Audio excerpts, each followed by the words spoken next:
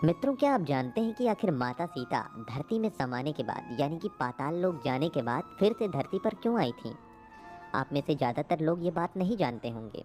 में हम आपको यही बताएंगे कि आखिर माता सीता क्यों फिर से धरती पर वापस लौट आई थीं।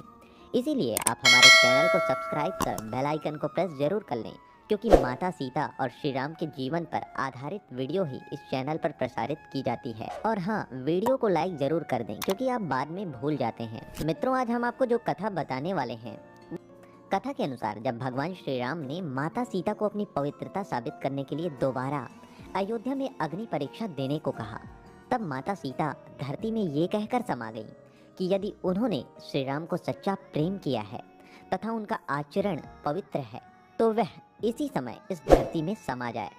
ये सुनकर धरती माता दो टुकड़ों में विभाजित हो गई तथा सभी के सामने धरती ने माता सीता को पुनः अपने अंदर समाहित कर लिया। श्री राम ने उन्हें रोकने का बहुत प्रयास किया, परंतु वह उन्हें रोक नहीं पाए थे।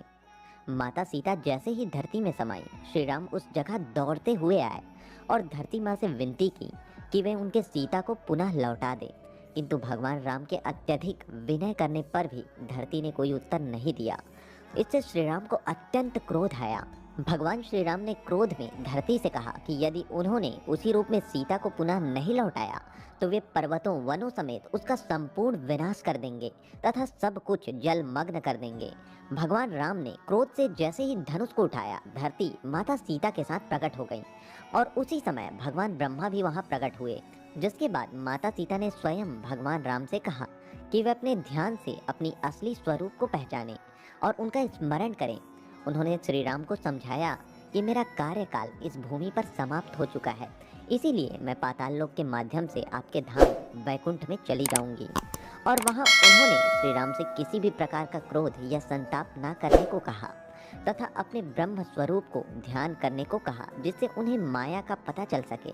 ये कहकर माता सीता पृथ्वी के साथ पुनः एक बार फिर से पृथ्वी के अंदर समा गई। जिसके बाद वहां मौजूद ब्रह्मा जी और महर्षि वाल्मीकि ने भी श्री राम को यही बात कही तथा उन्हें समझाया कि माता सीता बैकुंठ धाम चली जाएंगी। अब उन्हें माता सीता की धरोहर दोनों पुत्रों लव कुश को संभालना है। ऐसा कहकर उन्होंने लव कुश को अपने पिता श्री राम के पास जाने की आज्ञा दी।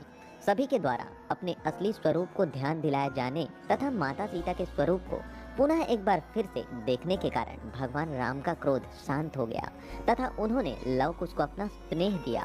और मित्रों, इस तरह से प्रभु श्री राम इस पृथ्वी पर 11,000 वर्ष 11 महीने 11 दिनों तक राज किया और फिर वह भी अपने वैकुंठ धाम को गमन हुए।